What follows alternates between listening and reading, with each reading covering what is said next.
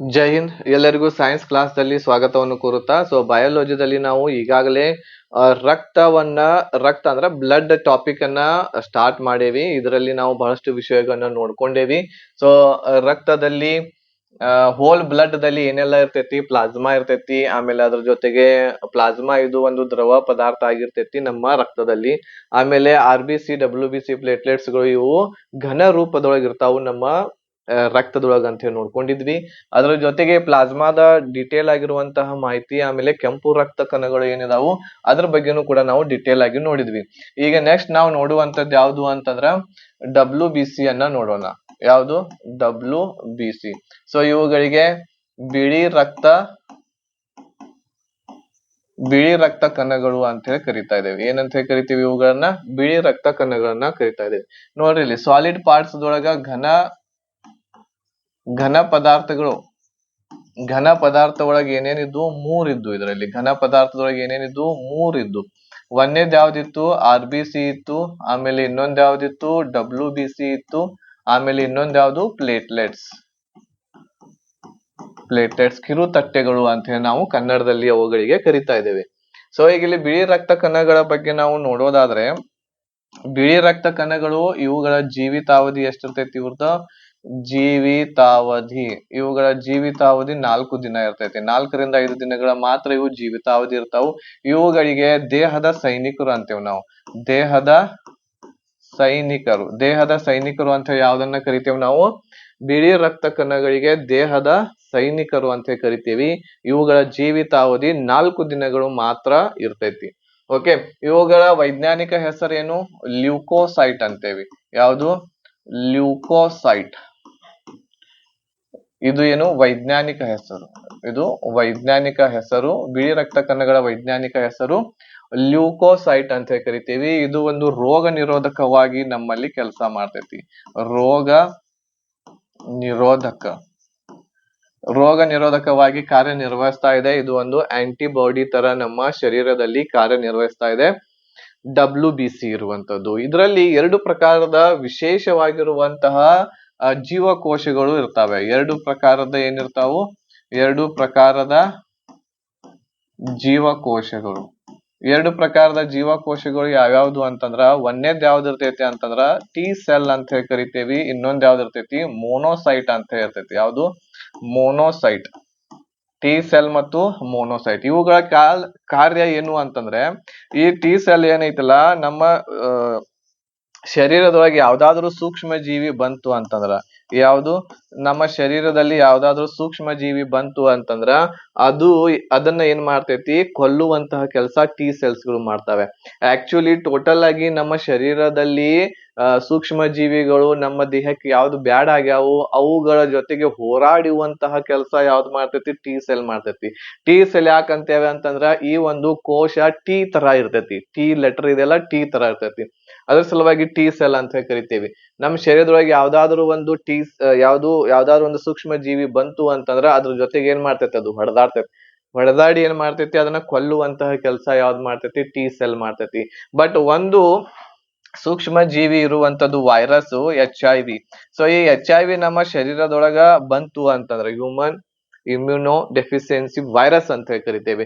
So ಇದು HIV ನಮ್ಮ ಶರೀರದೊಳಗೆ entry ಆಯ್ತು ಅಂತಂದ್ರ ಇದು ಯಾರ ಮೇಲೆ ಅಟ್ಯಾಕ್ ಮಾಡ್ತೈತಿ ಅಂತಂದ್ರ T ಸೆಲ್ ಮೇಲೆನ ಅಟ್ಯಾಕ್ ಮಾಡ್ತೈತಿ. ನಮ್ಮ ಶರೀರದೊಳಗ ಎಷ್ಟು T ಸೆಲ್ಸ್ ಗಳಿದಾವು ಆ ಎಲ್ಲ T ಸೆಲ್ಸ್ ಗಳನ್ನ ಕೊಲ್ಲುವಂತಹ ಕೆಲಸ HIV ಮಾಡ್ತೈತಿ. ಅದ್ರ ಸಲುವಾಗಿ HIV ನಮ್ಮ ಶರೀರದೊಳಗೆ ಎಂಟರ್ ಆಯ್ತು ಅಂತಂದ್ರ ಬಹಳಷ್ಟು ರೋಗಗಳು ಆ ವ್ಯಕ್ತಿಗೆ ಬರ್ತಾವು.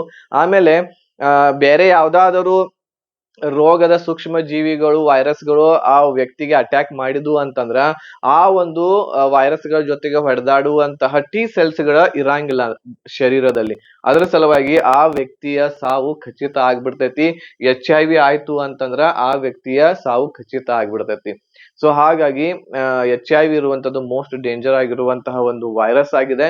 ಆಮೇಲೆ ಈ ವೈರಸ್ಗೆ ಯಾವುದೇ ರೀತಿ ಇರುವಂತಹ ಟ್ರೀಟ್ಮೆಂಟ್, ಔಷಧಿ ಇನ್ನುವರೆಗೂ ಕೂಡ ಕಂಡು ಹಿಡಿದಿಲ್ಲ. ರಿಸರ್ಚ್ ಇನ್ನುವರೆಗೂ ಇದ್ರ ಬಗ್ಗೆ ನಡೀತಾ ಇದೆ. ಓಕೆ, ಗೊತ್ತಾಯ್ತದು. T ಸೆಲ್ ಏನ್ ಮಾಡ್ತೈತಿ? ನಮ್ಮ ಶರೀರದಲ್ಲಿ ಸೂಕ್ಷ್ಮ ಜೀವಿಗಳನ್ನ ಕೊಲ್ಲುವಂತಹ ಕೆಲಸ ಮಾಡ್ತೈತಿ. ಈಗ ಮೋನೋಸೈಟ್ ಐತಿ, ಇನ್ನೊಂದು ಕೋಶ. ಇದು ಏನ್ ಮಾಡ್ತೈತಿ ಅಂತಂದ್ರ ಸತ್ತಿರುವ ಸೂಕ್ಷ್ಮ ಜೀವಿಗಳನ್ನ ಸತ್ತಿರುವ ಸೂಕ್ಷ್ಮ ಜೀವಿಗಳನ್ನು ಏನ್ ಮಾಡ್ತೈತಿ, ಅದು ತಿನ್ನುತ್ತದೆ ಅಂತಂದ್ರೆ ಏನು, ಅದನ್ನ ಪಚನ ಮಾಡುವಂತಹ ಕೆಲಸ ಯಾವ್ದು ಮಾಡ್ತೈತಿ, ಮೋನೋಸೈಟ್ ಮಾಡ್ತೈತಿ. ಸೊ ಇದು ತಿಂದು ತಿಂದು ತಿಂದು ಏನಾಗ್ತೈತಿ ಅಂತಂದ್ರ ದೊಡ್ಡದಾಗಿರ್ತೈತಿ. ಏನಾಗಿರ್ತೈತಿ, ದೊಡ್ಡದಾಗ್ತೈತಿ. ದೊಡ್ಡದಾಗಂಗಿಲ್ಲ, ಬಟ್ ಏನು ಅಂತಂದ್ರ WBC ದಲ್ಲಿ ಬಿಳಿ ರಕ್ತ ಕಣಗಳಲ್ಲಿ ಅತಿ ದೊಡ್ಡ ಜೀವಕೋಶ ಯಾವುದು ಅಂತ ಕೇಳಿದ್ರ ಮೋನೋಸೈಟ್.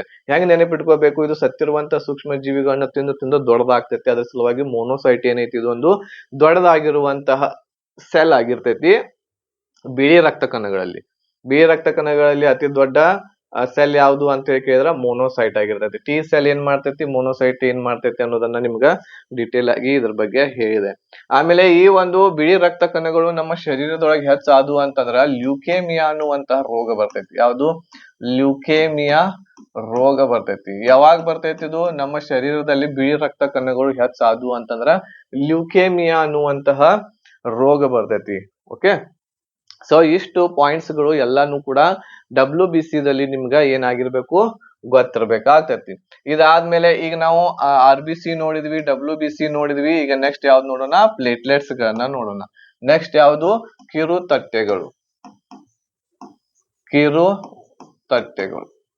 ಇವುಗಳಿಗೆ ಇಂಗ್ಲಿಷ್ ದಲ್ಲಿ ಪ್ಲೇಟ್ಲೆಟ್ಸ್ ಅಂತ ಹೇಳಿ ಕರಿತೀವಿ. ಇದು ಒಂದು ತರ ಹೆಂಗಿರ್ತೈತಿ ಅಂತಂದ್ರ, ಈ ರೀತಿ ಕೊರೋನಾ ವೈರಸ್ ಹೆಂಗಿರ್ತೈತ್ಲಾ, ಈ ರೀತಿ ಏನಿರ್ತೈತಿ, ಅದು ಈ ರೀತಿ ಇರ್ತೈತಿ. ಒಂಥರ ವಿಚಿತ್ರ ಕೊರೋನಾ ವೈರಸ್ ತರ ಇರ್ತೈತಿ. ಪ್ಲೇಟ್ಲೆಟ್ಸ್ ಗಳು ಈ ರೀತಿ ನಮ್ಮ ಬ್ಲಡ್ ದೊಳಗೆ ಇರ್ತಾವ.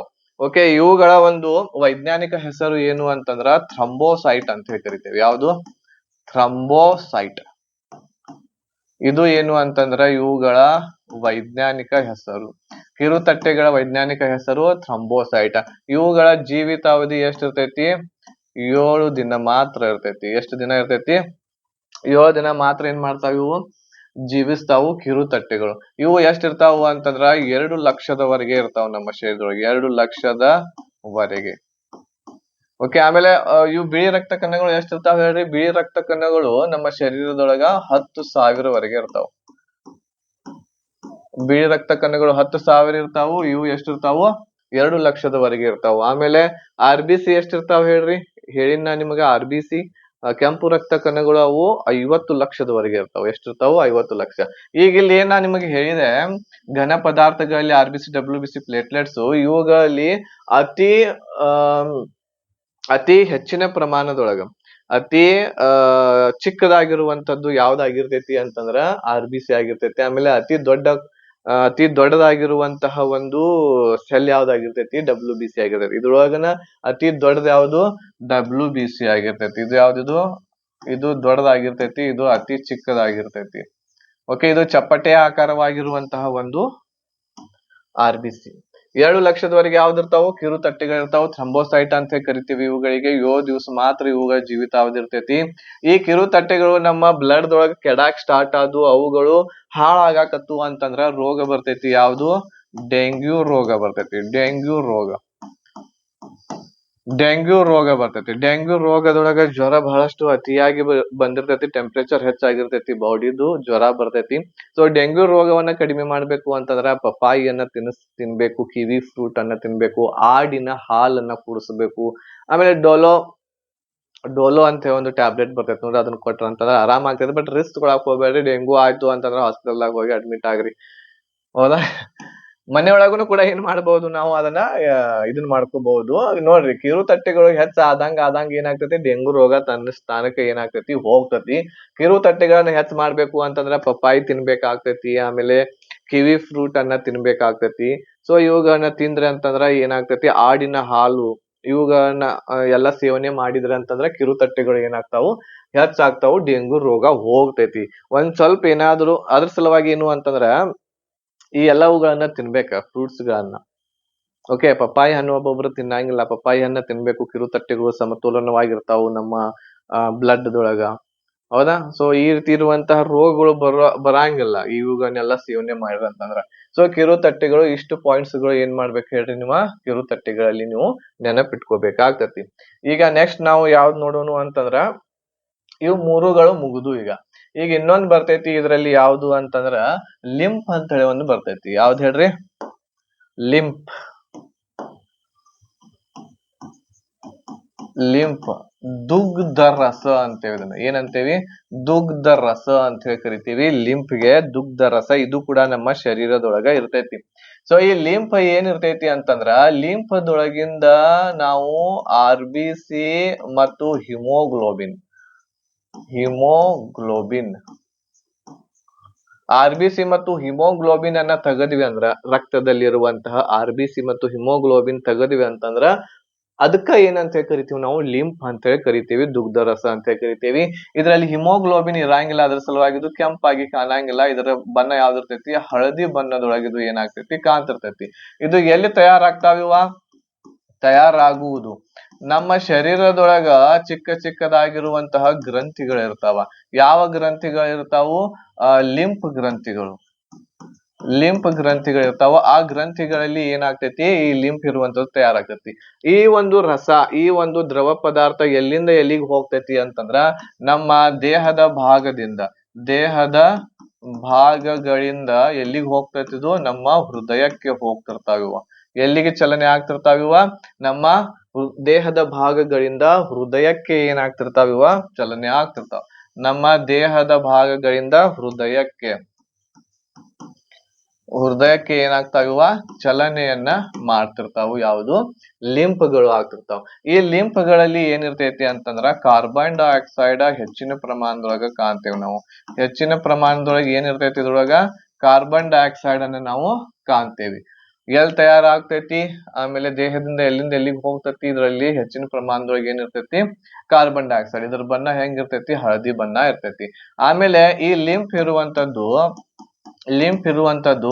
ಕೆಡಲು ಪ್ರಾರಂಭಿಸಿತು ಅಂತಂದ್ರ, ಕೆಡಲು ಪ್ರಾರಂಭಿಸಿದರೆ ಬರುವಂತಹ ರೋಗ ಯಾವುದು ಅಂತಂದ್ರ ಪೋಲಿಯೋ ರೋಗ ಬರ್ತೈತಿ. ಯಾವ ರೋಗ? ಪೋಲಿಯೋ ರೋಗ ಬರ್ತೈತಿ. ಓಕೆನಾ? ಲಿಂಪ್ ಕೆಡಾಕ್ ಸ್ಟಾರ್ಟ್ ಆಯ್ತು ಅಥವಾ ಅದು ಹಾಳಾಗಕತ್ತಿತ್ತು ಅಂತಂದ್ರ ಬರುವಂತಹ ರೋಗ ಯಾವುದು ಅಂತಂದ್ರ ಅದು ಪೋಲಿಯೋ ರೋಗ ಬರ್ತೈತಿ. ಆಮೇಲೆ ಈ ಲಿಂಪ್ ಆಕ್ಚುಲಿ ಹೆಂಗೇನ್ ತಯಾರಾಗ್ತೈತಿ ಅಂತಂದ್ರ ಯಾವಾಗ ನಮ್ಮ ಬ್ಲಡ್ ಸೋಸುತ್ತಿರ್ತೈತಿ, ಆ ಸೋಸುವಂತಹ ಟೈಮ್ದಲ್ಲಿ ಕೆಲವೊಂದಿಷ್ಟು ದ್ರವ ಪದಾರ್ಥ ಉಳಿತೈತಿ. ಸೊ ಉಳಿದಿರುವಂತಹ ಪದಾರ್ಥನ ಯಾವ್ದಾಗಿರ್ತೈತಿ ಹೇಳ್ರಿ? ಲಿಂಪ್ ಆಗಿರ್ತೈತಿ. ಇವುಗಳು ಮುಖ್ಯವಾಗಿ ನಮ್ಮಲ್ಲಿರುವಂತಹ ಚಿಕ್ಕ ಚಿಕ್ಕ ಲಿಂಪ್ ಗ್ರಂಥಿಗಳಿರ್ತಾವು. ಆ ಲಿಂಪ್ ಗ್ರಂಥಿಗಳಿಂದ ಏನಾಗ್ತೈತಿ? ಸ್ರಾವವಾಗೋದಂತಂದ್ರ ಹರಿತಿರ್ತೈತಿ. ಓಕೆನಾ? ಆಮೇಲೆ ಇದು ಚಲನೆ ಎಲ್ಲಿಂದ ಎಲ್ಲಿಗೆ ಆಗ್ತೈತಿ? ನಮ್ಮ ದೇಹದ ಎಲ್ಲಾ ಭಾಗಗಳಿಂದ ಎಲ್ಲಿವರೆಗೆ ಚಲನೆ ಮಾಡ್ತೈತಿ? ಅದು ನಮ್ಮ ಹೃದಯಕ್ಕೆ ಚಲನೆಯನ್ನ ಮಾಡ್ತಿರ್ತಾವು. ಯಾವುದು? ಲಿಂಪ್ ಇರುವಂತದ್ದು. ಆಮೇಲೆ ಲಿಂಪ್ ಇರುವಂತದ್ದು ಇದು ಕೂಡ ಒಂದು ಏನಾಗಿರ್ತೈತಿ? ರೋಗ ನಿರೋಧಕ ಶಕ್ತಿಯಾಗಿದೆ. ರೋಗ ನಿರೋಧಕ ಶಕ್ತಿಯಾಗಿ ನಮ್ಮ ಶರೀರದೊಳಗೆ ಏನ್ ಮಾಡ್ತೈತಿ? ಇದು ಕೆಲಸ ಮಾಡ್ತಿರ್ತೈತಿ ಲಿಂಪ್. ಓಕೆ, ಇಷ್ಟು ಪಾಯಿಂಟ್ಸ್ ಗಳು ಏನು ಅಂತಂದ್ರ ನಿಮ್ಗೆ ಗೊತ್ತಿರಬೇಕು ಲಿಂಫದ ಬಗ್ಗೆ. ಸೊ ನೋಡ್ರಿ, ಹೋಲ್ ಬ್ಲಡ್ ಒಳಗ ಪ್ಲಾಸ್ಮಾ ನೋಡಿದ್ವಿ, ಅದಾದ್ಮೇಲೆ RBC ನೋಡಿದ್ವಿ, WBC, ಪ್ಲೇಟ್ಲೆಟ್ಸ್, ಲಿಂಫ್, ಇವು 5ಗಳು ಕೂಡ ಏನಾಗ್ಬೇಕು? ನಿಮ್ಗ ಕರೆಕ್ಟ್ ಆಗಿ ಎಲ್ಲವೂ ಕೂಡ ನೆನಪಿನಲ್ಲಿ ಇರ್ಬೇಕು. ಇದಾದ್ಮೇಲೆ ನೆಕ್ಸ್ಟ್ ಟಾಪಿಕ್ ಬರುವಂತದ್ದು ಯಾವ್ದು ಅಂತಂದ್ರ ಬ್ಲಡ್ ಗ್ರೂಪ್ ಬರ್ತೈತಿ. ಯಾವ ಗ್ರೂಪ್? ಬ್ಲಡ್ ಗ್ರೂಪ್, ರಕ್ತದ ಗುಂಪುಗಳು.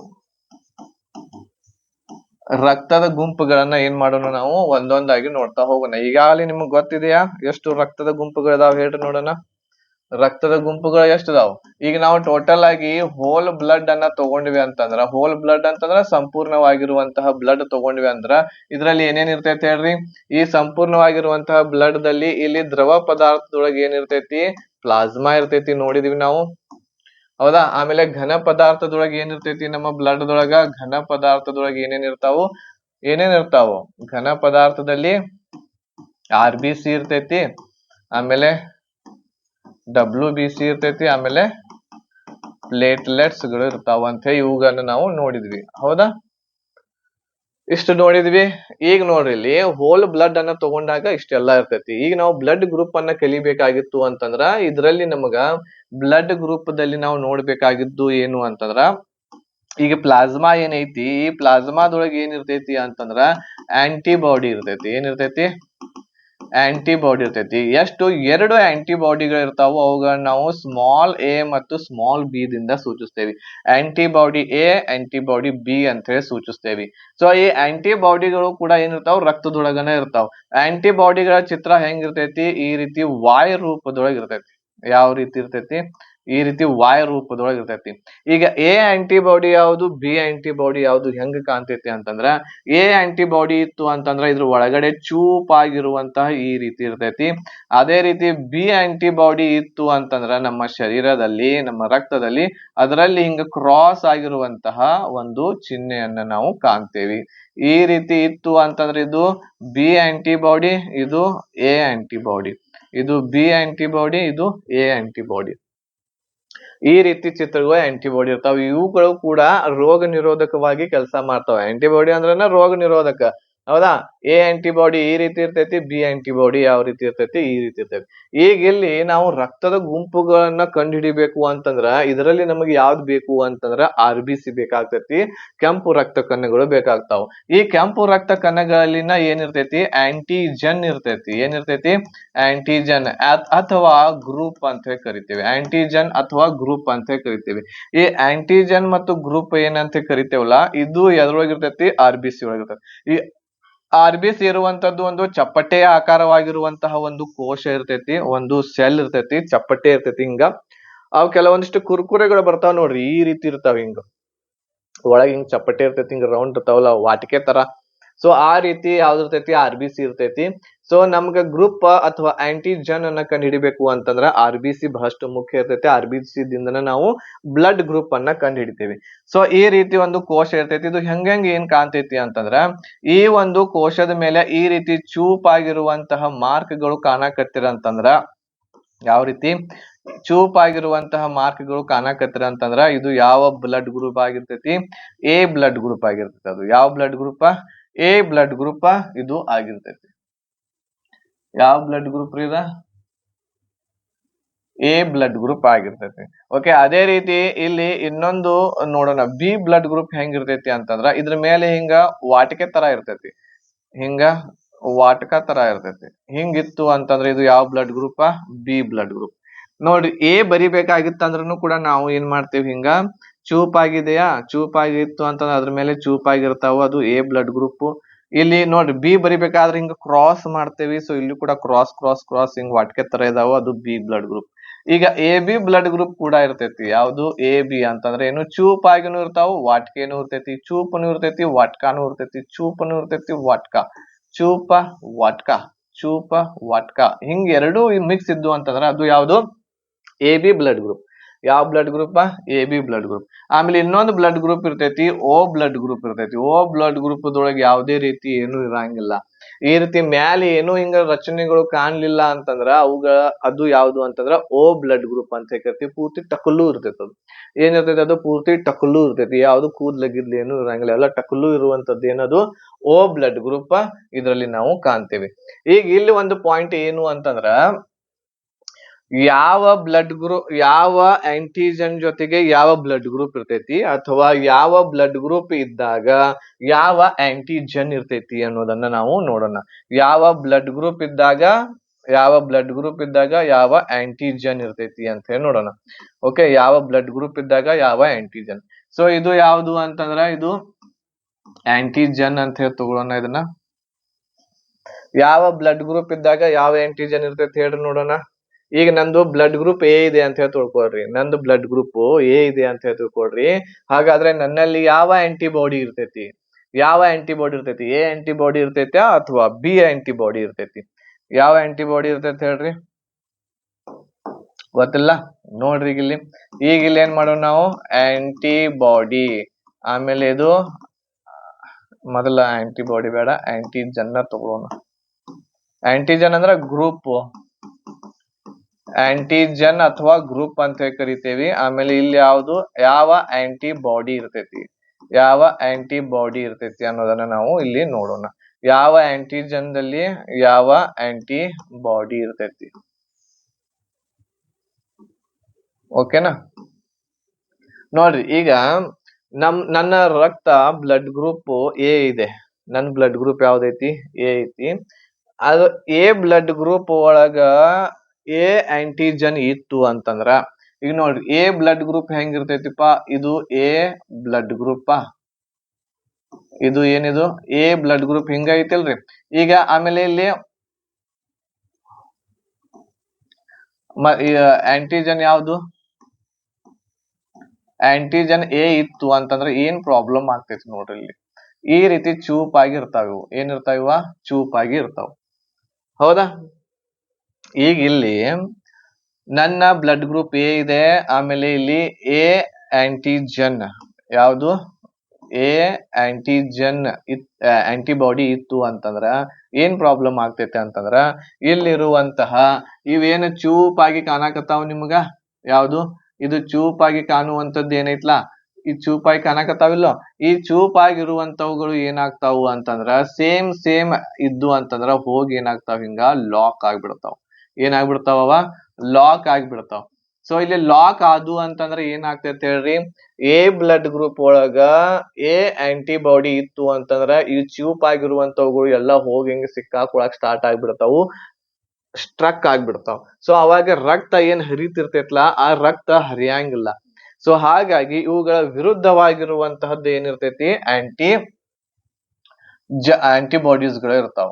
ಇವುಗಳ ವಿರುದ್ಧವಾಗಿರುವಂತದ್ದು ಏನಿರ್ತೈತಿ ಹೇಳ್ರಿ, ಆಂಟಿಬಾಡೀಸ್ಗಳು ಇರ್ತಾವ. ಇದನ್ನ ಇಲ್ಲೇ ತಂದು ಕುಣ್ಸೋಣ ಇದನ್ನ,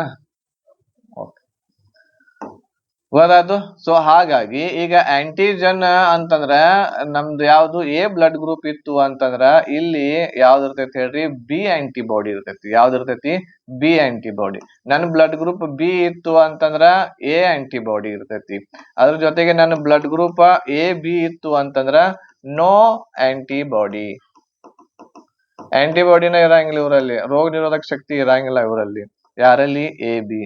ಈ ಒಂದು ರೋಗ ನಿರೋಧಕ ಶಕ್ತಿ ಇರಂಗಿಲ್ಲ ನೋಡಿ. ಆಂಟಿಬಾಡಿ ಅಂತಂದ್ರ ಇವು ಯಾವ ರೀತಿ ಕೆಲಸ ಮಾಡಕತ್ತಾವು, ರೋಗ ನಿರೋಧಕವಾಗಿ ಕೆಲಸ ಮಾಡ್ತಿರ್ತಾವ ನಮ್ಮ ಶರೀರದಲ್ಲಿ. ಸೊ ಹಾಗಾಗಿ ಎ ಬಿ ಅನ್ನುವಂತಹ ಯಾರ್ದು ಬ್ಲಡ್ ಗ್ರೂಪ್ ಐತಿ ಅವರಲ್ಲಿ ಆಂಟಿಬಾಡಿ ಇದು ಒಂದು ಇರಂಗಿಲ್ಲ, ಏನು ಇರಂಗಿಲ್ಲ, ಬಿನು ಇರಂಗಿಲ್ಲ.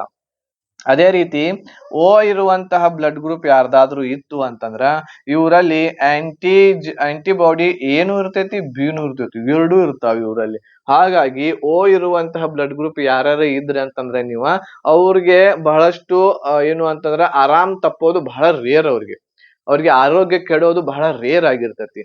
ಸೊ ಹಾಗಾಗಿ ಯಾಕೆ ಹಂಗ ಆಗ್ತೈತಿ, ಅವರಲ್ಲಿ ಏನೈತಿ ಓ ಬ್ಲಡ್ ಗ್ರೂಪ್ ಐತಿ, ಆಮೇಲೆ ಆಂಟಿಬಾಡಿ ಎರಡೆರಡು ಇದಾವ ಅವರಲ್ಲಿ, ಎರಡೆರಡು ಏನಿದಾವು ಸೈನಿಕರು ಇದಾವ ಅವರಲ್ಲಿ. ಯಾವ್ಯಾವ್ದು ಏನು ಐತಿ, ಬಿನು ಐತಿ. ಬಟ್ ಎ ಬಿ ಇದ್ದವ್ರಿಗೆ ಒಂದ್ ಸ್ವಲ್ಪ ಏನಾದ್ರು ವೈರಸ್ ಅಟ್ಯಾಕ್ ಮಾಡ್ತು ಹೊರಗದಿಂದ, ಅಲ್ಲಿ ನಿಂತಿರ್ತೈತೆ ವೈರಸ್, ಅದ್ ಅಟ್ಯಾಕ್ ಮಾಡಾಕ್ ಇನ್ನ ಬರಾಕತೈತಿ, ಅವಾಗ ಇವ್ರಿಗೆ ಆರಾಮ್ ತಪ್ತೈತಿ. ಹಿಂಗ ಆಗ್ತೈತಿ ಯಾರಿಗೆ, ಎ ಬಿ ಇದ್ದವರು ಬಹಳಷ್ಟು ಆರೋಗ್ಯವಾಗಿ ಇರಂಗಿಲ್ಲ. ಆರೋಗ್ಯವಾಗಿ ಇರ್ತಾರೆ ಬಟ್ ಒಂದ್ ಸ್ವಲ್ಪ ಕಡಿಮೆ, ಇವೆಲ್ಲವುಗಳಿಗೆ ಹೋಲಿಸಿದ್ರೆ ಒಂದ್ ಸ್ವಲ್ಪ ಕಡಿಮೆ ಆರಾಮಾಗಿರ್ತಾರೆ ಯಾರು, ಎ ಬಿ ಇರ್ತಕ್ಕಂತಹ ಬ್ಲಡ್ ಗ್ರೂಪ್ ದವರು. ಗೊತ್ತಾಯ್ತು ಯಾವ ಬ್ಲಡ್ ಗ್ರೂಪ್ ದಲ್ಲಿ ಯಾವ ಆಂಟಿಬಾಡಿ ಇರ್ತೈತಿ ಅನ್ನೋದು ನಿಮ್ಗ ಇಲ್ಲಿ ಗೊತ್ತಾಯ್ತು. ಈಗ ಇಲ್ಲಿ ಇನ್ನೊಂದು ನಿಮ್ಗ ಗೊತ್ತಾಗ್ಬೇಕು ಏನು ಅಂತಂದ್ರ, ಈಗ ನಿಮ್ಮ ತಲ್ಯಾಗ ಬಂದಿರ್ಬೇಕು, ಸರ್ ನೀವು ಬರೇ ಬ್ಲಡ್ ಗ್ರೂಪ್ ಗಳನ್ನ ಇವುಗಳನ್ನ ಅಷ್ಟ ಹೇಳಿದ್ರಿ, ಯಾವ ಬ್ಲಡ್ ಗ್ರೂಪ್ ಹೇಳಿದ್ರಿ, ಎ ಐತಿ, ಬಿ ಐತಿ, ಎ ಬಿ ಐತಿ, ಆಮೇಲೆ ಓ ಐತಿ ಅಂತ ಬ್ಲಡ್ ಗ್ರೂಪ್ ಹೇಳಿದ್ರಿ. ಬಟ್ ನನ್ನ ಬ್ಲಡ್ ಗ್ರೂಪ್ ಎ ಪಾಸಿಟಿವ್ ಐತ್ಲಾ ಅದೆಲ್ಲೈತಿ ಅಂತ ಹೇಳಕ್ ನಿಮ್ ತಲಿಯೊಳಗ ಒಂದು ಪ್ರಶ್ನೆ ಬಂದಿರಬಹುದು. ಸೊ ಈ ಪ್ರಶ್ನೆಗೆ ಆನ್ಸರ್ ಏನು ಅಂತಂದ್ರ ನೋಡ್ರಿ, ಇಲ್ಲಿ ಎ ಪಾಸಿಟಿವ್, ಬಿ ಪಾಸಿಟಿವ್ ಅನ್ನುವಂತಹ ಬ್ಲಡ್ ಗ್ರೂಪ್ಗಳು ಯಾವಾಗ ಕಂಡು ಹಿಡಿದ್ರು ಅಂತಂದ್ರ ವಿಜ್ಞಾನಿಗಳು ಏನ್ ಮಾಡಿದ್ರು ಅಂತಂದ್ರ ರೇಸಸ್ ಅನ್ನುವಂತಹ ಯಾವುದು ರೇಸಸ್ ಅನ್ನುವಂತಹ ಒಂದು ಮಂಗ ಇತ್ತು. ಈ ಮಂಗನಲ್ಲಿ ಬ್ಲಡ್ ಗಳನ್ನ ಚೆಕ್ ಮಾಡುವ ಟೈಮ್ದಲ್ಲಿ ಒಂದು ರಚನೆಯನ್ನ ಕಾಣ್ತಾರ ಅವ್ರ. ಅದಕ್ಕ ಏನಂತ ಹೇಳಿ ಕರೆದ್ರು ಅವರು, RH ಫ್ಯಾಕ್ಟರ್ ಅಂತ ಹೇಳಿ ಕರೆದ್ರು. ಅವ್ರಿಗೆ ಏನಂತ ಹೇಳಿ ಕರೆದ್ರು, RH ಫ್ಯಾಕ್ಟರ್ ಅಂತ ಹೇಳಿ ಕರೆದ್ರು. ಸೊ ಈ RH ಫ್ಯಾಕ್ಟರ್ ದಲ್ಲಿ ಏನಾಯ್ತು ಅಂತಂದ್ರ ಒಂದೇನ್ blood group A blood group ಇತ್ತು, ಒಂದು ಮಂಗಂದು ರೇಸಸ್ ಅನ್ನುವಂತಹ ಮಂಗನ ಹೆಸರು ಅದು, ಅದರಿಂದನ RH ಫ್ಯಾಕ್ಟರ್ ಅಂತ ಹೆಸರು ಇಟ್ರು. ಆಮೇಲೆ ಈಗ ರೇಸಸ್ ಅನ್ನುವಂತಹ ಮಂಗಗಳು ನಮ್ಮ ಭಾರತ ದೇಶದಾದ್ಯಂತ ಬಹಳಷ್ಟು ಮಂಗಗಳ ಪ್ರಜಾತಿ ಬಹಳಷ್ಟು ಐತಿ, ಅವ್ರದ್ದು ಜನಸಂಖ್ಯೆ ಬಹಳ ಮಾಡ್ಕೊಂಡವ್ರ ಅವ್ರು. ಸೊ ಈಗ ಇಲ್ಲಿ ಆ ಮಂಗನ ಒಂದು ಬ್ಲಡ್ ಗ್ರೂಪ್ ಅನ್ನ ನೋಡಿದಾಗ ಬರೇ ಮೊದಲು ಹೆಂಗಿದ್ವು ಅಂತಂದ್ರ ಈ ರೀತಿ ಮಾತ್ರ ಇದ್ದು, ಎ ಮತ್ತು ಬಿ, ಎ ಬಿ ಮತ್ತು ಇಲ್ಲಿ ಏನು ಏನು ಇರ್ಲಿಲ್ಲ ಅಂದ್ರ ಓ ಅಂತ ಹೇಳಿ ಕನ್ಸಿಡರ್ ಮಾಡಿದ್ರು. ಆಮೇಲೆ ಏನಾಯ್ತು ಅಂತಂದ್ರ ಹಂಗ ಚೆಕ್ ಮಾಡುವಾಗ ಏನ್ ಗೊತ್ತಾಯ್ತು ಅಂತಂದ್ರ ಈ ಎ ಜೊತೆಗೆ ಈ ರೀತಿ ಚೂಪದ ಜೊತೆಗೆ ಮತ್ತೇನ್ ಕಾಣಕತ್ರು ಅಂತಂದ್ರ ಇಲ್ಲಿ ಒಂದು ಚೌಕದ ಒಂದು ಏನ್ ಮಾಡಿದ್ರು ಅವರು ರಚನೆಯನ್ನ ಕಾಣಕತ್ರ. ಮತ್ತೇನ್ ಕಾಣಕತ್ರ ಅವರು ಚೌಕಾಗಿರುವಂತಹ ಒಂದು ರಚನೆಯನ್ನ ಕಾಣಕತ್ರ. ಈ ಚೌಕಾಗಿರುವಂತಹ ರಚನೆ ಕಾಣಕತ್ರಲ್ಲ, ಅವಾಗ ಅವ್ರ ಏನ್ ಮಾಡಿದ್ರು ಅಂತಂದ್ರ ಯಾವುದರಲ್ಲಿ ಚೂಪಾಗಿ ಮತ್ತು ಚೌಕ ಒಂದು ರಚನೆ ಇರ್ತೈತಿ ಅದನ್ನ ಏನ್ ಮಾಡೋಣ ನಾವು ಎ ಪಾಸಿಟಿವ್ ಅಂತ ಹೇಳಿ ಹೇಳೋನು. ಯಾವ ಬ್ಲಡ್ ಗ್ರೂಪ್ ಹೇಳೋನು? ಎ ಪಾಸಿಟಿವ್ ಅಂತ ಹೇಳಿ ಹೇಳೋನು ಅಂತ ಹೇಳಿ ಅಂದ್ರು. ಇದಾದ್ಮೇಲೆ ನೆಕ್ಸ್ಟ್ ಅದೇ ರೀತಿ ಇಲ್ಲಿ ಬಿ ಗೆ ಹಿಂಗ್ನು ಇತ್ತು, ಆಮೇಲೆ ಹಿಂಗ ಚೌಕನು ಇದ್ದು, ಹಿಂಗನು ಇತ್ತು, ಹಿಂಗನು ಚೌಕನು ಇತ್ತು ಅಂತಂದ್ರೆ ಇದನ್ನ ಏನಂತ ಹೇಳಿ ಕರೆದ್ರು? ಎ ಪಾಸಿಟಿವ್ ಅಂತ ಹೇಳಿ ಕರೆದ್ರು. ಅದೇ ರೀತಿ ಎ ಬಿ ಪಾಸಿಟಿವ್ ಒಳಗೆ ಏನಾಯ್ತು? ಹಿಂಗ ಚೂಪನು ಇತ್ತು, ವಾಟ್ಕೆನು ಇತ್ತು, ಆಮೇಲೆ ಚೌಕನು ಇತ್ತು. ಈ ರೀತಿ ಇದ್ದಾಗ ಬಿ ಪಾಸಿಟಿವ್ ಬ್ಲಡ್ ಗ್ರೂಪ್ ಅಂತ ಹೇಳ್ರಿ. ಇವೆಲ್ಲಾ ಕಾಣ್ಬೇಕು, ಇವೆಲ್ಲಾ ಕಾಣಕತ್ತು ಅಂದ್ರ B positive, A B positive ಆಗ್ತೈತಿ. ಆಮೇಲೆ ಏನ್ ಮಾಡಿದ್ರು ಅಂತಂದ್ರ ಈ ಒಂದೇನ್ ಟಕಲು ಇತ್ತಲ್ಲ ಓ ಬ್ಲಡ್ ಗ್ರೂಪ್ ಇತ್ತಲ್ಲ, ಇದರಲ್ಲಿ ಬರೇ ಚೌಕ್ ಮಾತ್ರ ಕಾಣಕತ್ತು ಅಂತಂದ್ರ ಏನು? ಚೌಕ್ ಮಾತ್ರ ಕಾಣಕತ್ತು ಅಂದ್ರೆ ಇದು ಯಾವುದು? O positive. ಯಾವುದು? O positive. ಚೌಕ್ ಇತ್ತು ಪಾಸಿಟಿವ್, ಚೌಕ್ ಇರ್ಲಿಲ್ಲ ನೆಗೆಟಿವ್. ಹಾಗಾದ್ರೆ ಇಲ್ಲಿ ನಾನು ತೆಗೆದಿರುವಂತಹ ಬ್ಲಡ್ ಗ್ರೂಪ್ಸ್ ಗಳು ಏನಿದಾವು ಹೇಳ್ರಿ ನೋಡೋಣ. ಇಲ್ಲಿ ನಾನು ತೆಗೆದಿರುವಂತಹ ಬ್ಲಡ್ ಗ್ರೂಪ್ಸ್ ಗಳು ಏನಿದಾವ? ಇವೆಲ್ಲಾ ನೆಗೆಟಿವ್ ಇದಾವ. ಅಂತಂದ್ರೆ ಇದು ಯಾವುದು ಅಂತಂದ್ರ ಇದು ಎ ನೆಗೆಟಿವ್ ಇದೆ, ಹೌದಾ? ಇದು ಯಾವುದು? A negative. ಇದು ಬಿ ನೆಗೆಟಿವ್, ಆಮೇಲೆ ಇದು ಎ ಬಿ ನೆಗೆಟಿವ್, ಇದು ಓ ನೆಗೆಟಿವ್. ಇದು ಯಾವುದು? O negative. ಆಮೇಲೆ ಇವು ಪಾಸಿಟಿವ್ ಗಳು, ಇವು ನೆಗೆಟಿವ್ ಗಳು. ಗೊತ್ತಾಗತೈತಿ ಯಾವ ರೀತಿ ಆರ್ ಎಚ್ ಫ್ಯಾಕ್ಟರ್ ಐತಿ? ಆರ್ ಎಚ್ ನೋಡ್ರಿ, ಒಬ್ಬ ವ್ಯಕ್ತಿಗೆ ಬ್ಲಡ್ ಅನ್ನ ಏರಿಸಬೇಕು ಅಂತಂದ್ರ ಅವನಲ್ಲಿ ಬ್ಲಡ್ ಗ್ರೂಪ್ ಅದ್ರ ಜೊತೆಗೆ ಆರ್ ಎಚ್ ಫ್ಯಾಕ್ಟರ್. ಈ ಬ್ಲಡ್ ಗ್ರೂಪ್ ಅಂತಂದ್ರೆ ಈ ಚೂಪಾಗಿ ವಾಟ್ಕೆ ಇತ್ಲಾ ಅದು ಮ್ಯಾಚಿಂಗ್ ಆಗ್ಬೇಕು. ಆಮೇಲೆ ಆರ್ ಎಚ್ ಫ್ಯಾಕ್ಟರ್ ಅಂದ್ರೆ ಚೌಕ್ನು ಕೂಡ ಮ್ಯಾಚ್ ಆಗ್ಬೇಕು. ಸೊ ಪೂರ್ತಿ ಹಂಗಿತ್ತು ಅಂತಂದ್ರ ಅವನಲ್ಲಿ ಆ ಬ್ಲಡ್ ಗ್ರೂಪ್ ಅನ್ನ ಏರಿಸ್ತೇವಿ. ಇಲ್ಲಂತಂದ್ರ ಅವನಲ್ಲಿ ಬ್ಲಡ್ ಅನ್ನ ಏನ್ ಮಾಡಂಗಿಲ್ಲ, ಏರ್ಸಂಗಿಲ್ಲ. ಸೊ ಇದು ಏನು ಅಂತಂದ್ರ ಬ್ಲಡ್ ಗ್ರೂಪ್ಸ್ ಗಳು ಈ ರೀತಿ ನಮ್ಮ ಶರೀರದೊಳಗ ಇದಾವ. ಟೋಟಲ್ ಆಗಿ 8 ಬ್ಲಡ್ ಗ್ರೂಪ್ಸ್ ಗಳನ್ನ ಡಿವೈಡ್ ಮಾಡಿದ್ದಾರೆ. ಟೋಟಲ್ ಆಗಿ 8 ಬ್ಲಡ್ ಗ್ರೂಪ್ಸ್. ಮುಖ್ಯವಾಗಿ ಬ್ಲಡ್ ಗ್ರೂಪ್ಸ್ ಗಳು ಎ ಮತ್ತು ಬಿ ಮತ್ತು ಓ, ಎ ಬಿ ಮತ್ತು ಓ ಅಷ್ಟೇ ಇದಾವು. ಆಮೇಲೆ ಎ ಮತ್ತು ಬಿ ಗಳ ಮಿಶ್ರಣ ಏನಿರ್ತೈತಿ? ಎ ಬಿ ಬ್ಲಡ್ ಗ್ರೂಪ್ ಇರ್ತೈತಿ. ಓಕೆ, ಈ ರೀತಿ ಬ್ಲಡ್ ಗ್ರೂಪ್ಸ್ ಗಳು ನಮ್ಮ ಶರೀರದಲ್ಲಿ ಇರ್ತಾವ. ಓಕೆ, ಸೊ ಈ ಬ್ಲಡ್ ಗ್ರೂಪ್ಸ್ ಗಳು ಗೊತ್ತಾದ್ವಾ ಎಲ್ಲರಿಗೂ? ಈಗ ಬ್ಲಡ್ ಗ್ರೂಪ್ಸ್ ಗಳು ಗೊತ್ತಾದ್ಮೇಲೆ ಈಗ ನೋಡ್ರಿ, ತಂದೆ ಮತ್ತು ತಾಯಿಯಲ್ಲಿ ಬ್ಲಡ್ ಗ್ರೂಪ್ ಯಾವ್ದಿತ್ತು ಅಂತಂದ್ರ ಅದು ಮಗುವಿನಲ್ಲಿ ಯಾವ ಬ್ಲಡ್ ಗ್ರೂಪ್ ಬರ್ತೈತಿ? ಮಗುವಿನಲ್ಲಿ ಯಾವ ಬ್ಲಡ್ ಗ್ರೂಪ್ ಬರ್ತೈತಿ ಅನ್ನೋದನ್ನ ನೋಡೋಣ. ಇದು ಕೂಡ ಎಕ್ಸಾಮ್ ದಲ್ಲಿ ನಿಮ್ಗ ಕೇಳ್ತಾರ. ಏನ್ ಹೇಳ್ರಿ? ತಂದೆ ತಾಯಿಯಲ್ಲಿ ಈ ಬ್ಲಡ್ ಗ್ರೂಪ್ ಇದಾವ, ಹಾಗಾದ್ರೆ ಮಗುವಿನಲ್ಲಿ ಯಾವ ಬ್ಲಡ್ ಗ್ರೂಪ್ ಐತಿ ಹೇಳ್ರಿ ಅಂತಂದಾಗ ಏನ್ ಹೇಳಾರ ನೀವು? ಈಗ ನೋಡ್ರಿ, ತಂದೆ ಮತ್ತು ತಾಯಿಯಲ್ಲಿ ಓ ಮತ್ತು ಎ ಅಂತಂದ್ರ ಈಗ ಒಬ್ಬ ತಂದೆ ಇದಾನ, ಆ ತಂದೆಯಲ್ಲಿ ಓ ಬ್ಲಡ್ ಗ್ರೂಪ್ ಐತಿ ಮತ್ತು ತಾಯಿಯಲ್ಲಿ ಎ ಬ್ಲಡ್ ಗ್ರೂಪ್ ಐತಿ. ಅಥವಾ ತಂದೆಯಲ್ಲಿ ಎ ಬ್ಲಡ್ ಗ್ರೂಪ್ ಐತಿ, ತಾಯಿಯಲ್ಲಿ ಓ ಬ್ಲಡ್ ಗ್ರೂಪ್ ಐತಿ, ಹಿಂಗ. ಸೊ ಈ ರೀತಿ ಇದ್ದಾಗ ಮಗುವಿನಲ್ಲಿ ಯಾವ ಬ್ಲಡ್ ಗ್ರೂಪ್ ಬರ್ತೈತಿ? ಮಗುವಿನಲ್ಲಿ ಯಾವ ಬ್ಲಡ್ ಗ್ರೂಪ್ ಬರ್ತೈತ್ರಿ? ಮಗುವಿನಲ್ಲಿ ಓ ಅರ ಬರಬಹುದು ಅಥವಾ ಎ ಅರ ಬರಬಹುದು, ಓ ಅರ ಬರಬಹುದು ಅಥವಾ ಎ ಅರ ಬರಬಹುದು. ಅದೇ ರೀತಿ ತಂದೆ ಅಥವಾ ತಾಯಿಯಲ್ಲಿ ಓ ಮತ್ತು ಬಿ, ಓ ಅಥವಾ ಬಿ ಇತ್ತು ಅಂತಂದ್ರ ಓ ಅರ ಬರಬಹುದು, ಬಿ ಅರ ಬರಬಹುದು. ತಂದೆ ಮತ್ತು ತಾಯಿಯಲ್ಲಿ ಓ ಮತ್ತು ಎ ಬಿ ಇತ್ತು ಅಂತಂದ್ರ ಯಾವ್ದು ಬರ್ತೈತಿ? ಎ ಅರ ಬರಬಹುದು, ಬಿ ಅರ ಬರಬಹುದು. ಯಾವಾಗಲೂ ಕೂಡ ನೋಡ್ರಿ, ಎ ಬಿ ಜೊತೆಗೆ ಓ ಬರಂಗಿಲ್ಲ, ನೆನಪಿಟ್ಕೊಳ್ರಿ. ಏನ್ ನೆನಪಿಟ್ಕೋಬೇಕು ಹೇಳ್ರಿ? ಎ ಬಿ ಜೊತೆಗೆ ಏನ್ ಬರಂಗಿಲ್ಲ? ಓ ಬ್ಲಡ್ ಗ್ರೂಪ್ ಬರುವುದಿಲ್ಲ. ಎ ಬಿ ಎಲ್ಲಿರ್ತೈತ್ಲಾ ಅಲ್ಲಿ ಓ ಬ್ಲಡ್ ಗ್ರೂಪ್ ಇರಂಗಿಲ್ಲ. ಓಕೆ, ಈಗ ತಂದೆಯಲ್ಲಿ ಓ ಐತಿ, ತಾಯಿಯಲ್ಲಿ ಎ ಬಿ ಐತಿ, ಅಥವಾ ತಂದೆಯಲ್ಲಿ ಎ ಬಿ, ತಾಯಿಯಲ್ಲಿ ಓ ಐತಿ ಅಂತ ಹೇಳಿ ತಿಳ್ಕೊರಿ ಬ್ಲಡ್ ಗ್ರೂಪ್. ಹುಟ್ಟುವಂತಹ ಮಗುವಿನಲ್ಲಿ ಎ ಅರ ಇರ್ತೈತಿ ಅಥವಾ ಬಿ ಅರ ಇರ್ತೈತಿ, ಎ ಅರ ಇರ್ತೈತಿ ಅಥವಾ ಬಿ ಅರ ಇರ್ತೈತಿ. ಹಿಂಗ ಕ್ಲಾಸ್ ಮಾಡುವಾಗ ಒಬ್ಬ ಕೇಳಿದಪ್ಪ ನನಗ, ಏನಂತಂದ್ರ, ಸರ್ ನೋಡ್ರಿ, ಈಗ ನೀವ್ ಹೇಳಾಕತ್ತೀರಿ ತಂದೆ ಒಳಗೆ ಓ ಐತಿ, ತಾಯಿ ಒಳಗೆ ಎ ಬಿ ಐತಿ, ಅದು ಮಗುವಿನಲ್ಲಿ ಎ ಅರ ಬರ್ಬಹುದು ಅಥವಾ ಬಿ ಅರ ಬರಬಹುದು ಅಂತ ಹೇಳಾಕತ್ತೀರಿ. ಬಟ್ ಆ ಒಂದು ಮಗುವಿನಲ್ಲಿ ಓ ಬ್ಲಡ್ ಗ್ರೂಪ್ ಬಂದ್ರೆ ಏನ್ ಮಾಡೋದ್ರಿ ಅಂತ ಹೇಳಿ. ಓ ಬ್ಲಡ್ ಗ್ರೂಪ್ ಬಂತಂದ್ರೆ ಏನ್ ಮಾಡೋದು ಅಂತ ಹೇಳಿ ಕೇಳಿದ. ಸೊ ಅವಾಗ ಹೇಳಿದ್ ನಾನು ಏನಾರ ಅಲ್ಲಿ ಗದ್ಲಾ ಹಿಡಿಸಿರ್ತಾರು ಅಂತೇಳಿ. ಏನಾರ ಗದ್ಲಾ ಆಗಿರ್ತೈತಿ ಅವಾಗನ ಏನಾಗ್ತೈತಿ, ಈದ ಬರೋದ್ ಬಿಟ್ಟು ಇಲ್ಲಿ ಓ ಬಂದಿರ್ತೈತಿ. ಓಕೆನಾ, ರೈಟ್. ಸೊ ಇದಿಷ್ಟು ಆಯ್ತಾ. ಇದಾದ್ಮೇಲೆ ಓ ಮತ್ತು ಓ ಇಬ್ರು ಓ ಇದ್ರ ಅಂತಂದ್ರೆ ಯಾವ್ದು ಬರ್ತೈತಿ ಹೇಳ್ರಿ, ಓ ಓನ ಬರ್ತೈತಿ. ಯಾವ್ದು ಬರ್ತೈತಿ, ಓ ಓನ ಬರ್ತೈತಿ. ಓ ಬ್ಲಡ್ ಗ್ರೂಪ್ ನ ಬರ್ತೈತಿ. ಓಕೆ, ಇವ ಓದ್ ಬಗ್ಗೆ ಅದು. ಇದಾದ್ಮೇಲೆ ನೆಕ್ಸ್ಟ್ ಯಾವ್ದು ಬರ್ತೈತಿ,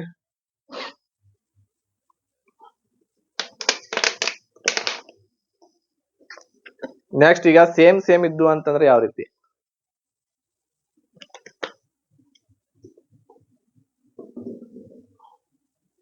ಇವಿಷ್ಟ ಆದ್ವಾ. ಈಗ ಸೇಮ್ ಇದ್ದಾಗ ಇಬ್ರದು ಎ ಇತ್ತು ಅಂತಂದ್ರೆ ಯಾವ್ದು ಬರ್ತೈತ್ರಿ, ಎ ಅರ ಬರ್ತೈತಿ ಅಥವಾ ಓ ಅರ ಬರ್ತೈತಿ. ಬಿ ಇತ್ತು ಅಂತಂದ್ರ ಬಿ ಅರ ಬರ್ತೈತಿ, ಓ ಅರ ಬರ್ತೈತಿ. ಇಬ್ರದು ಎ ಬಿ ಇತ್ತು ಅಂತಂದ್ರ ಎ ಅರ ಬರ್ತೈತಿ, ಬಿ ಅರ ಬರ್ತೈತಿ, ಎ ಬಿ ಬರಂಗಿಲ್ಲ. ಓಕೆ, ಇವು ಸೇಮ್ ಇದ್ದಾಗ. ಇದಾದ್ಮೇಲೆ ನೆಕ್ಸ್ಟ್ ಯಾವ್ದು ಬಂತ್ರಿ, ಈಗ ಎ ಬಿ ಜೊತೆಗೆ ಎ ಅಲ್ಲ, ಎ ಬಿ ಜೊತೆಗೆ ಎ ಇತ್ತು ಅಂತಂದ್ರ ಎ ಅರ ಬರ್ಬಹುದು, ಬಿ ಅರ ಬರ್ಬಹುದು, ಎ ಬಿ ಅರ ಬರ್ಬಹುದು. ಎ ಬಿ ಜೊತೆಗೆ ಬಿ ಇತ್ತು ಅಂತಂದ್ರ ಎ ಅರ ಬರ್ಬಹುದು, ಬಿ ಅರ ಬರ್ಬಹುದು, ಎ ಬಿ ಅರ ಬರ್ಬಹುದು. ಇವು ಎರಡು. ಇದಾದ್ಮೇಲೆ ಎ ಮತ್ತು ಬಿ ಇದ್ದು ಅಂತಂದ್ರ, ತಂದೆ ತಾಯಿ ಎ ಅಥವಾ ಬಿ ಇದ್ರು ಅಂತಂದ್ರ ಇಲ್ಲಿ ಎಲ್ಲಾ ಸಾಧ್ಯತೆಗಳು ಇರ್ತಾವ.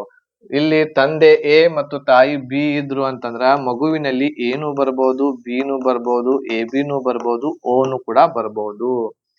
ಇವು ಏನು ಅಂತಂದ್ರ ಇಷ್ಟು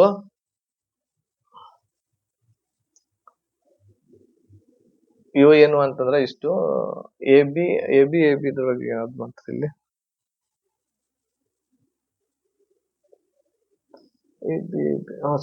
ಸಾರಿ ಇಲ್ಲಿ ಎ ಬಿ ಇನ್ನೊಂದು ಬರ್ಬೇಕು. ಇಲ್ಲಿ ಎ ಅರ ಬರ್ತೈತಿ, ಬಿ ಅರ ಬರ್ತೈತಿ ಅಥವಾ ಎ ಬಿ ಅರ ಬರ್ತೈತಿ. ಇವು ಮೂರು ಬರ್ತಾವ. ಇಲ್ಲಿ ಎ ಬಿ ಇದ್ದಾಗ ಎ ಬಿ ಜೊತೆಗೆ ಓ ಬರಂಗಿಲ್ಲ, ಎ ಬಿ ಜೊತೆಗೆ ಓ ಬರಂಗಿಲ್ಲ, ಎ ಬಿ ಬರ್ತೈತಿ. ಇವುಗಳು ಈ ರೀತಿ ಬರ್ತಾವ. ಆಮೇಲೆ ಎ ಬಿ ಇತ್ತು ಅಂತಂದ್ರ ಎ ಬಿ ಓ ಇಷ್ಟೆಲ್ಲಾನು ಕೂಡ ಸಾಧ್ಯತೆಗಳು ಇಲ್ಲಿ ಇರ್ತಾವು. ಓಕೆನಾ. ಸೊ ಈಗ ಇಲ್ಲಿ ಇನ್ನೊಂದು ಪಾಯಿಂಟ್ ಏನು ಅಂತಂದ್ರ, ಈಗ ಏನು ಓ ನೆಗೆಟಿವ್ ಇದೆ, ಓ ನೆಗೆಟಿವ್ ರಕ್ತವನ್ನ ನಾವು ಏನಂತ ಹೇಳಿ ಕರಿತೀವಿ ಅಂತಂದ್ರ ಸಾರ್ವತ್ರಿಕ ದಾನಿ ಅಂತ ಕರಿತೀವಿ. ಓಕೆ, ಡೋನರ್, ಯೂನಿವರ್ಸಲ್ ಡೋನರ್ ಅಂತಂದ್ರ ಈ ರಕ್ತವನ್ನ ನಾವು ಎಲ್ಲರಿಗೂ ಕೊಡಬಹುದು. ಯಾಕಂದ್ರ ಪೂರ್ತಿ ಟಕ್ಲೂನ ಇರ್ತೈತಿ ನೋಡ್ರಿ. ಇಲ್ಲಿ ಓ ನೆಗೆಟಿವ್ ಹೆಂಗ್ ಐತಿ, ಓ ನೆಗೆಟಿವ್ ಪೂರ್ತಿ ಟಕ್ಲು ಐತಿ. ಯಾವ್ದ್ರೊಳಗೆ ಬೇಕಾದಾಗ ಎಲ್ಲಿ ಬೇಕಾದಲ್ಲಿ ಸೇರಿಸ್ರಿ, ರಕ್ತ ಎಲ್ಲೂ ಅಟಕಾಸಂಗಿಲ್ಲ, ಎಲ್ಲೂ ಲಾಕ್ ಆಗಂಗಿಲ್ಲ. ಅದ್ರ ಸಲುವಾಗಿ ಈ ರಕ್ತ ಯಾರು ಬೇಕಾದವ್ರಿಗೆ ನಾವು ಕೊಡಬಹುದು. ಆಮೇಲೆ ಅದ್ರ ಜೊತೆಗೆ ಎ ಬಿ ಪಾಸಿಟಿವ್ ಏನೈತಿ, ಇದನ್ನ ಏನ್ ಮಾಡ್ತೀವಿ ನಾವು, ಸಾರ್ವತ್ರಿಕ ರಿಸೀವರ್, ಯೂನಿವರ್ಸಲ್ ರಿಸೀವರ್ ಏನಂತೀವ್ರಿ ನಾವು, ಸಾರ್ವತ್ರಿಕ ಸ್ವೀಕೃತಿ ರಿಸೀವರ್. ಓಕೆ, ಸಾರ್ವತ್ರಿಕ ಏನಿದು ರಿಸೀವರ್. ಎಕ್ಸಾಮ್ ದೊಳಗ್ ನೋಡ್ರಿ, ಸಾರ್ವತ್ರಿಕ ದಾನಿ ಅಂತ ಹೇಳಿ ಓನ್ಲಿ ಓ ಅಂತ ಹೇಳಿ ಅಷ್ಟ ಕೊಡಬಹುದು. ಪಾಸಿಟಿವ್ ನೆಗೆಟಿವ್ ಕೊಡ್ಲಿಲ್ಲ ಅಂದ್ರು ಓ ಅಂತ ಬರೀರಿ. ಸಾರ್ವತ್ರಿಕ ಸ್ವೀಕೃತಿ ಎ ಬಿ ಅಂತ ಅಷ್ಟ ಕೊಟ್ರ ಅದನ್ನ ಅಷ್ಟ ಮಾಡ್ರಿ. ನಮ್ ಕರ್ನಾಟಕದೊಳಗ ಹಂಗ ಕೇಳ್ತಾರು.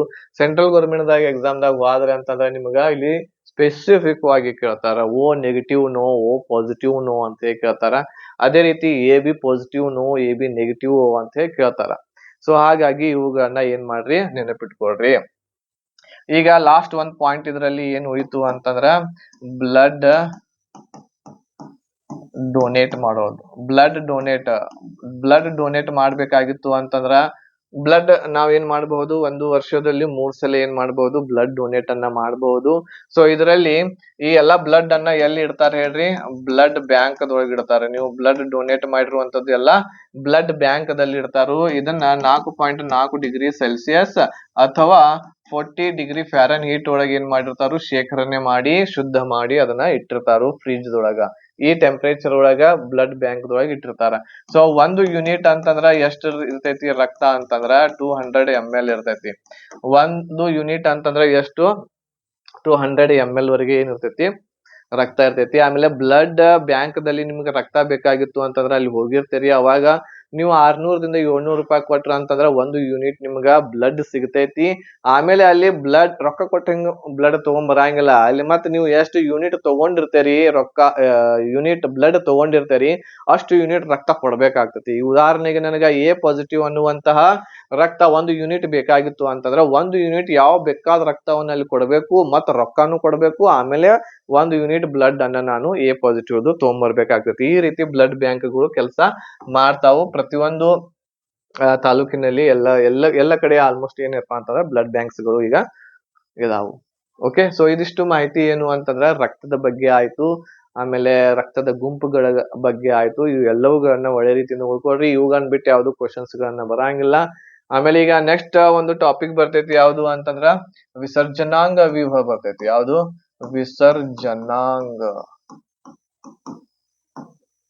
ವಿಸರ್ಜನಾಂಗ ವ್ಯೂಹ, ಎಕ್ಸ್ಕ್ರೇಟರಿ ಸಿಸ್ಟಮ್.